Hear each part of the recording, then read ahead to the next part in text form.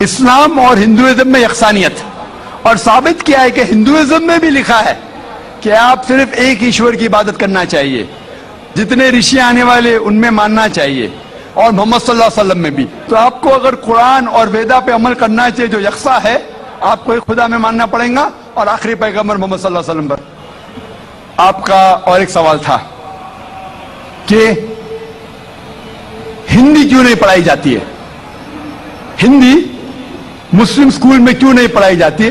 کچھ سکول میں ہو سکتا ہے، لیکن میرے حساب سے اکثر سکول میں ہندوستان میں ہندی پڑھائی جاتی۔ جو سکول میں نے قائم کیا ہوں، اسلامک انٹرنیشنل سکول، اس میں بھی ہندی پڑھائی جاتی ہے، نہ ہندی مراٹھی بھی، جو ہمارے اسٹیٹ لینگویج ہے، ہم پڑھاتے ہیں، زور دیتے ہیں انگریزی اور عربی پر۔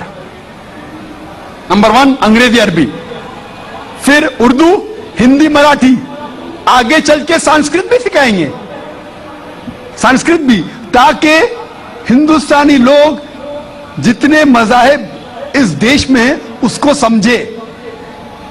میں گورنمنٹ سے کہتا ہوں کہ ہندوستان میں سنسکرت عام کرو، سنسکرت عام کریں گے تو لوگ ویدا پڑھیں گے، پڑھنے کے بعد حق کے طرف آئیں گے اور ہندو مسلم ایک ہو جائیں گے۔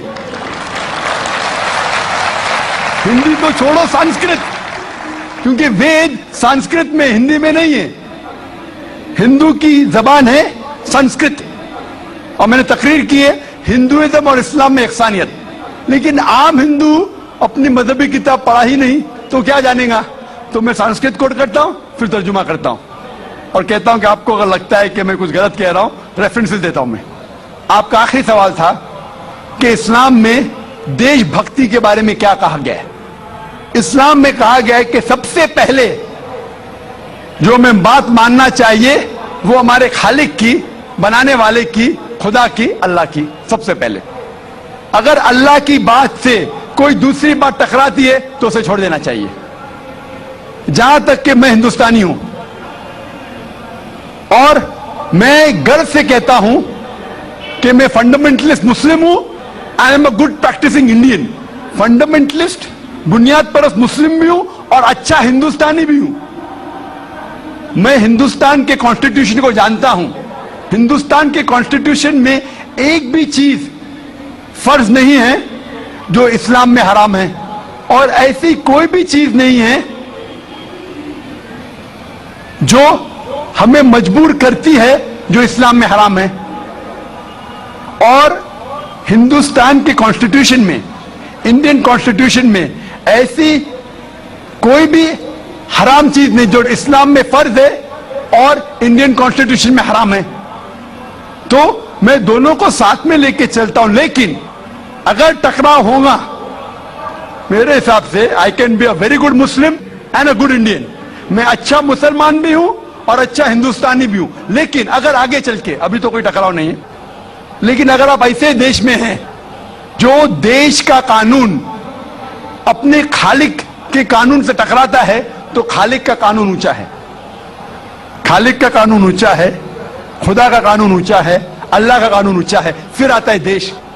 دیش نے ہمیں، ٹھیک ہے، یہ دیش میں ہم جیتے ہیں، دیش ہمارے لیے فیسلٹیز دیتا ہے، لیکن ہمیں جان کس نے دی؟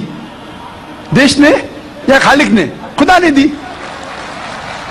یہ ہوا جو ہے، یہ ہوا کے بنا 5 منٹ بھی آپ زندہ نہیں رہ پائیں گے۔ کتنا؟ 5 منٹ بھی نہیں زندہ رہ پائیں گے۔ کس نے دی؟ دیش نے یا اللہ نے؟ خدا نے۔ دیش نے بھی ہمارے لیے اچھے کام کیے، میں دیش کے خلاف نہیں ہوں، میں بھی دیش بھکت ہوں۔ دیش بھکت کے معنی کیا؟ اگر آپ بولتے دیش بھکت مطلب دیش کی عبادت کرنا، تو میں دیش بھکت نہیں ہوں۔ اگر دیش کی ترقی چاہتا ہوں، ہاں میں ہوں دیش بھکت۔ تو دیش بھکت کے معنی کیا امپورٹنٹ ہے؟ اگر دیش بھکت مطلب دیش کی عبادت کرنا، تو یہ غلط ہے۔ عبادت صرف میں خالق کی کرتا ہوں، اللہ کی کرتا ہوں، خدا کی کرتا ہوں، لیکن دیش کی بھلائی چاہتا ہوں۔ اگر وہ دیش کوئی قانون لاگو کر رہا ہے، وہ شریعت کے اندر ہے، خدا کے قانون کے دائرے کے اندر ہے، تو میں ان کے ساتھ ہوں۔ کئی چیزیں اسلام میں مباح ہے، آپشنل ہے، اور اگر دیش اسے کہتا ہے کہ کرو تو میں کروں گا۔ لیکن اگر کوئی دیش، چاہے وہ امریکہ ہو یا UK ہو، وہاں کا قانون اگر اسلام کے خلاف ہے تو میں اس دیش کے قانون کے خلاف جاؤں گا, کیونکہ میں سب سے پہلے محبت کرتا ہوں خالق سے, خدا سے, اللہ سے, پھر اپنے دیش سے. تو جہاں تک کہ دیش کا قانون خالق کے قانون سے نہیں ٹکراتا ہے, ہمیں اس قانون پہ عمل کرنا چاہیے. اور میرے نظریے سے ایک بھی ہندوستان کا قانون مجھے مجبور نہیں کرتا اسلام کے خلاف. اسی لیے میں کہتا ہوں I am a very good practicing Muslim, fundamentalist Muslim, at the same time a very good practicing Indian. Hope that answers the question.